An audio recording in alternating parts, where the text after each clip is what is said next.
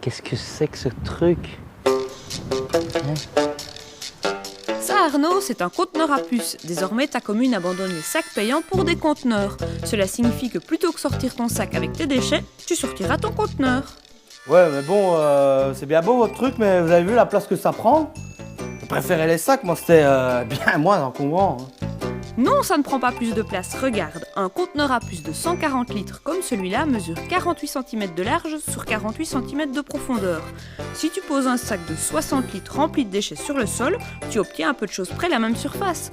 En plus, dans ton conteneur, tu peux mettre l'équivalent de 2 ou 3 sacs. Schlag. Wow. Ben t'as raison, c'est beaucoup plus facile comme ça. Attention Arnaud, avoir un conteneur à puces ne signifie pas que tu ne dois plus trier tes déchets. Tu as même tout intérêt à le faire puisqu'avec le conteneur, tu payes en fonction du poids. Ne t'inquiète pas, on verra ça tout à l'heure. En attendant, je te rappelle quelques consignes de tri. À mon avis, ça va t'être bien utile. Allez, reprends tout ça, on va trier ensemble. Alors, les bouteilles et les flacons en plastique, les cartons à boissons et les emballages métalliques, c'est ce qu'on appelle les PMC, et ça va dans le sac bleu. La bouteille en verre, là, allons Arnaud, tu le sais quand même bien, ça va dans une bulle à verre. Pareil, les vieux journaux et cette enveloppe là-bas, tu le sais aussi, ça va avec les papiers cartons qui sont collectés une fois par mois devant ta porte. Et puis les organiques, ça va dans le sac biodégradable. Ah ouais, mais moi les déchets organiques, j'y connais rien du tout. Alors je mets tout dans la même poubelle et puis c'est bon quoi. Tu as tort, les organiques, c'est ce qui pèse le plus lourd dans ta poubelle. Tu as tout intérêt à les trier convenablement. Allez, je te réexplique. Dans le sac biodégradable, tu peux mettre les restes de repas, les épluchures, les marcs de café, les petits déchets de jardin, mais aussi le papier essuie-tout, les cartons souillés ou les langes d'enfants. Un petit truc en plus, tu peux emballer tes déchets dans de vieux sacs à pain avant de les mettre dans le sac biodégradable.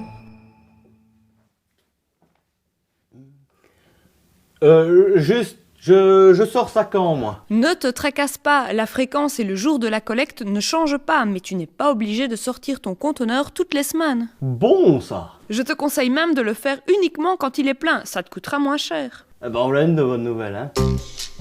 Mais si tu ne sors pas ton conteneur, tu peux quand même sortir ton sac avec les déchets organiques, puisque le camion qui les collecte a 2 compartiments bien distincts.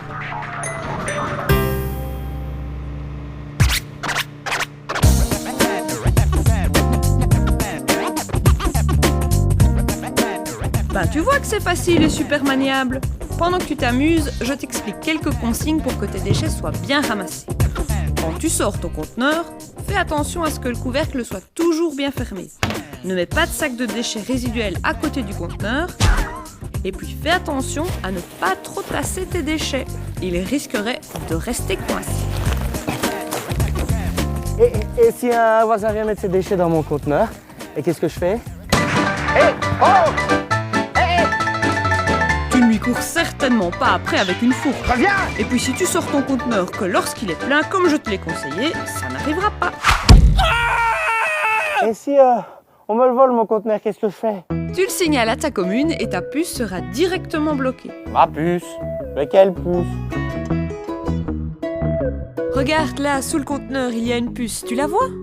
Ouais? Eh bien, chaque puce correspond à un numéro. Ton administration communale sait que ce numéro correspond à ta maison. Si on bloque la puce, c'est comme pour une carte de crédit. Le conteneur n'est plus utilisable. Ah ouais, voilà. Ok. Arnaud, tu le fais exprès? Tu dois mettre le conteneur en bord de voirie pour que les collecteurs puissent y accéder facilement. Mais il ne doit pas entraver la circulation. C'est pour moi. Les heures pour le sortir sont les mêmes que pour les sacs. Tu peux vaquer à tes occupations, mon cher Arnaud. Tu rentreras le conteneur après le passage du camion ou au plus tard après ta journée de travail.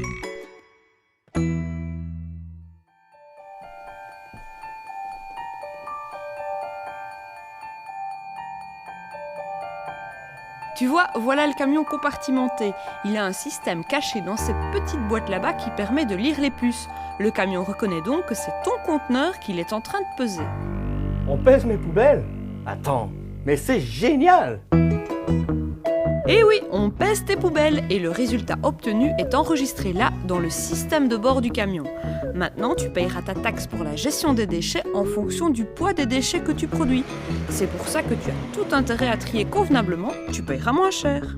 Je comprends pas. C'est pourtant simple, chaque fois que ton conteneur est vidé lors de la collecte, il est pesé. À la fin de l'année, on sait exactement combien de kilos de déchets tu as produit.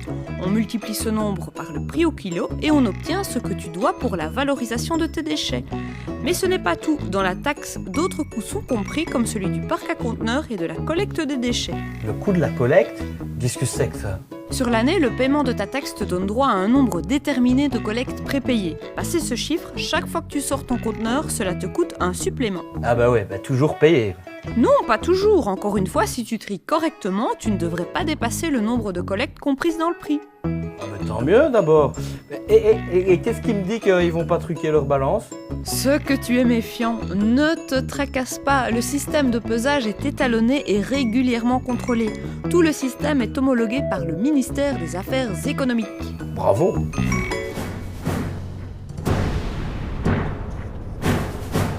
Oh non! Je vais devoir payer 2 fois pour ce sac. On va revoir ça.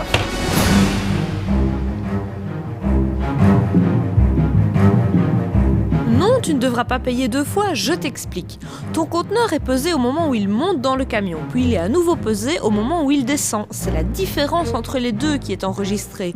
Donc tout ce qui reste coincé dans le conteneur, tu ne le payes pas, du moins pas cette fois-ci. Et puis si tu n'avais pas tassé tes poubelles, ça ne serait pas arrivé. Le camion rentre au dépôt. Là, il décharge toutes les données qui ont été enregistrées dans son système de bord. Pour chaque numéro de conteneur collecté correspond donc un poids de déchets.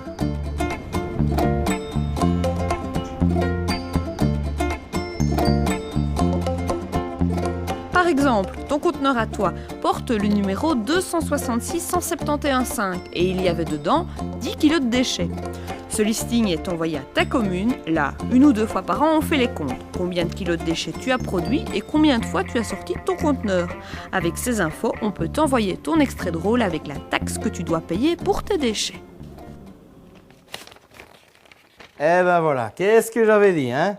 Encore et toujours payé. Et oui, traiter tes déchets a un coût, mais grâce à ce système, tu ne payes qu'en fonction de ce que tu jettes. Tu crois? Oui, regarde, le 23 mars, tu as sorti ton conteneur à puce et il y avait 10 kilos de déchets dedans. Oh waouh! En plus, ça t'encourage à mieux trier. Alors, heureux? Oh oui! Ah oui! Oh. Tu sais, j'ai plein de projets pour nous.